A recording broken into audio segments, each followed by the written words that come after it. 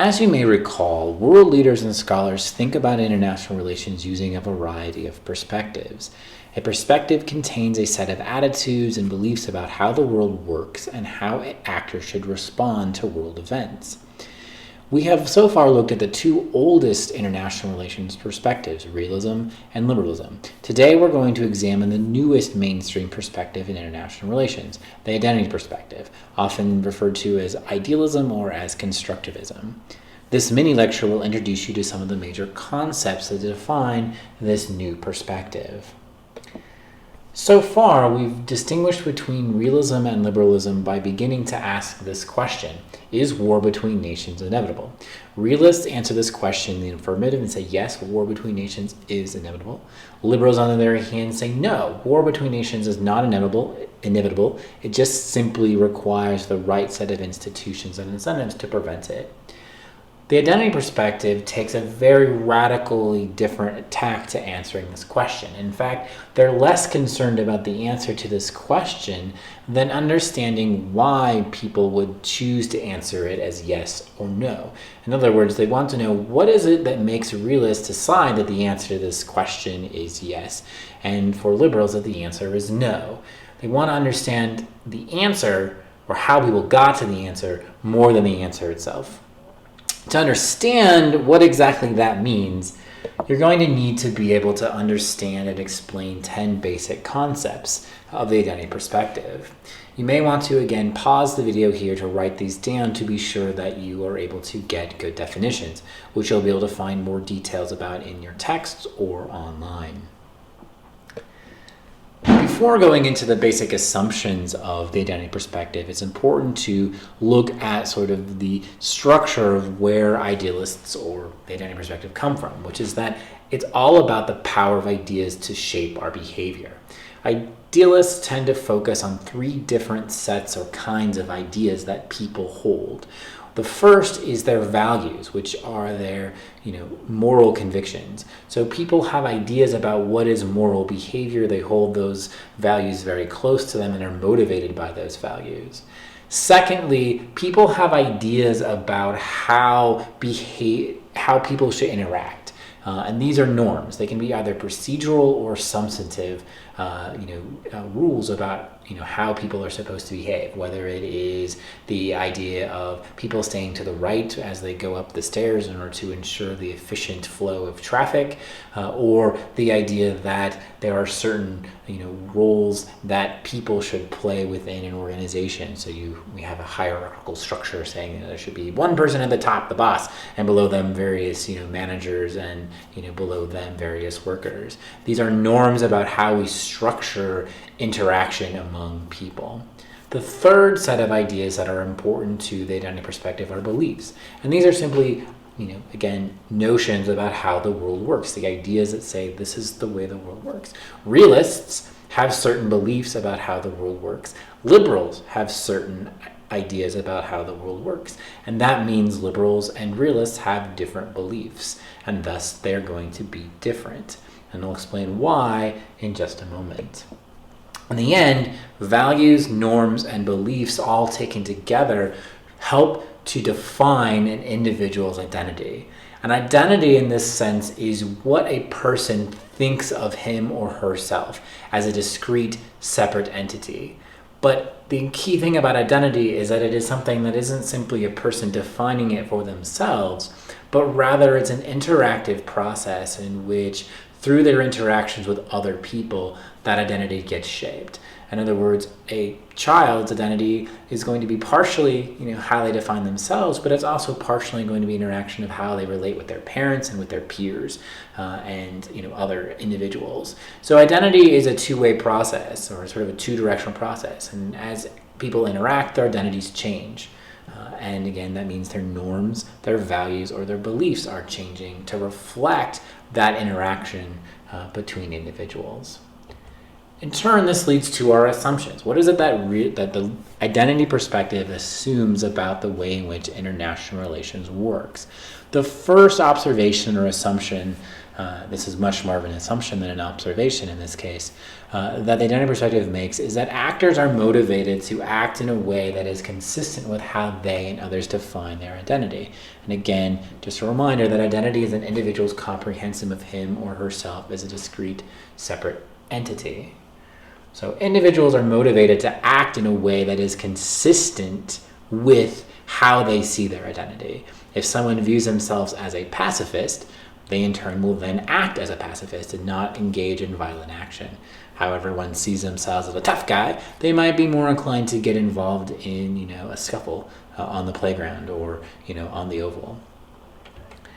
Identities, though, importantly, is the second assumption we've already sort of addressed, is that identities and ideas are not given. They're not simply something that someone has, but rather they are socially constructed through the construction of identities.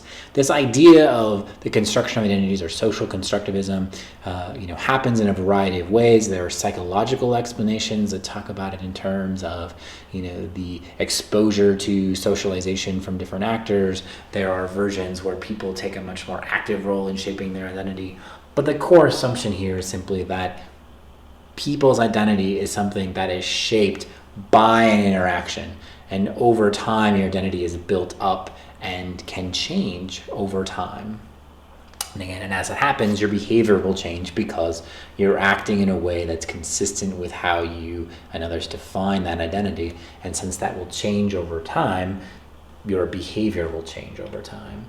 The third assumption that international relations scholars who apply the identity perspective make is the idea that conflict or cooperation between states and international relations is going to really depend on the distribution of identities between the actors. In other words, you have to look at the relative, and we'll talk about this more in just a second, you have to look at the shape of the different identities, the overlap, how close they are, whether they perceive each other as enemies or rivals, and that big picture of identity and how it overlaps and is shared or does not overlap and is not shared will lead to competing patterns of conflict and cooperation. In other words, war between nations is not inevitable. War between certain nations might be inevitable, but it is not inevitable in and of itself. Right? It has to be constructed through these new identities that are being built.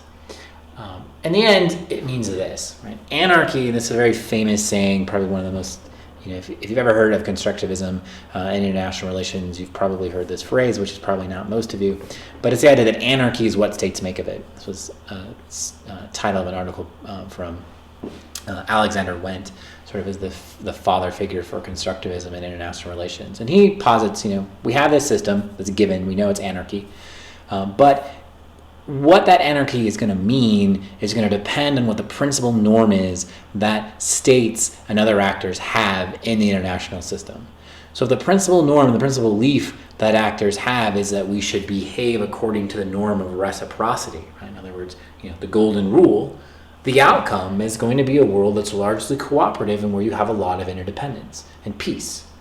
On the other hand, if the principal norm is the belief in self-help, the expectation that you have to prepare yourself for war, then the outcome is going to be the security dilemma, right? Because states are going to be trapped in that. In other words, anarchy can be either the way that liberals perceive it or the way that realists perceive it, or both, depending on the distribution of identities, which in this case, Wendt was looking at in terms of the principal norm. What is the constellation, the distribution of this particular norm or value across the international system. Another way of thinking about this is looking at it from the standpoint of the identities of states and how closely they overlap. Right? In this context, we have two countries, A and B, whose identities do not overlap at all. They're very far apart. And so the consequence of this would be they would get into a conflict. They're likely to go to war. However, if A and B overlap just a little bit, there's a little bit of reciprocity, a little bit of independence and, shared identity there, then it means that they're not likely to go to war. Perhaps they have a rivalry. They're just trying to prove that one country is better than the other, but it doesn't lead to war. It doesn't lead to that inevitability of conflict between the states. It's just a little bit of low-grade rivalry going on. Again, the notion of Yankees fans and Red Sox fans hate each other, but because they have enough shared identity of being fans of baseball or being Americans or whatever that shared identity might be, they don't kill each other, right? They rivalry, they try to beat each other in the field, but in the end of the day, they're not out to kill each other, right? The same could potentially apply to nations. The third idea is, what happens if a lot of overlapping identity, right? They're very, very close to each other. In this case, they're going to get along very, very, very well. So there's a lot of overlap identity, so they share it, they're going to be friends, and you're going to get a lot of high degree of cooperation. This would be an example of the relationship the United States has some of its closest allies, like Canada, where we have the largest undefended border in the world, or Great Britain. Previously, we had a lot of wars with Britain right at the beginning of the country, but now we're best friends. And so, BFFs forever. So the consequence of this, as an example, is because we have such a convergent identity. We're still distinct, separate, but we share enough beliefs and values and norms of behavior that we get along very, very, very well. There are ultimately 4 dimensions or types of identity that are important to understanding how states behave in international relations, right? This notion of the distribution of identities determining what the, whether the system is going to be conflictual or it's going to be cooperative. The first is internal identity. And this is a state's or other actors, doesn't have to be a state, other actors' perception of itself, which is derived from individual self-reflection and national memory. So this is what a state thinks about itself. It thinks about it, we're a force for good in the international system, or, we have certain values that are really important to us, and, we're going to spread them around the world. Other countries are like, we're going to stay out of business. We want to be isolationists. We're neutral. So international identity are the values, beliefs, and norms that a country believes itself to have. External identity, on the other hand, is the component of identity that is the reflection or beliefs that others have about your identity. This is a perception that a state has of other actors. It's often determined by historical relationship with other states. So if, every time you've tried to engage with another state, they've been hostile towards you, then you're going to probably receive them as being a hostile state. That's their external identity to you. But at the same time, they may perceive themselves as being entirely benign and nice guys, right? So in a sense, identity, is constructed, and maybe, people may perceive you differently than you perceive them, right? And vice versa. So in the end, internal, external identity are the 2 components of identity that really affect states in terms of how they see each other. And that adds up into something that's called relative identity or relative identities, because it's an interaction. It has to be 2 states or 2 actors looking at each other. And this is the perception or position that the actors' self-images or sort of internal identities as affected by external identity have towards one another. So they see each other as either similar or differently. You look at your internal identity, compare that to the external identity that you have or that you perceive for other actors. If your internal identity is close to their external identity, then you're like, hey, we're friends. Or if you look at them and say, we're pacifistic, we're democracy, they're an autocratic, warmongering state, you don't have, relative identity makes you very dissimilar. And the idea of the distribution of identities is that when your relative identity is close to one another, similar, you'll get along. When your, relative identities are not the same, you won't get along. One of the more important things which has emerged out of discussions about internal and external, identities and how it constructs relative identities is the emergence of what are called shared identities. The reality is that people have more than one identity. In totality, you have one identity, but the reality is you've got your identity divided up among different branches. I, for example, am, a native Montanan, so that's an important part of my identity, but at the same time, I'm also an American. And so, I have a certain pride of being from Montana, but I also have a pride from being from the United States. And those are a part of my identity, but they're somewhat distinct because I share the identity, the proudness of being, a American with pretty much everyone in the United States, but I only share that idea of being a proud Montanan with other proud Montanans. If I go to California and I meet a Californian, they're not a proud Montanan, they're a proud Californian. So we have different identity, but at the same time, overarching that, we have a shared identity as being Americans. So shared identities are the parts of an identity that overlap. And sometimes, they overlap for different reasons, but more shared identity that people have, again, the less likely you are to have conflict between states. So the identity perspective, at the end, idealism, constructivism, however you want to sort of the label you want to apply, ideas are what matter. Ideas shape our identity. Identity determines our behavior, and that behavior may be conflictual or may be cooperative. War between nations is not inevitable. It's simply a reflection of the relative identity that those states have. So the question and the reaction is, how do you change that identity? That's the question or the effort that idealists put forward.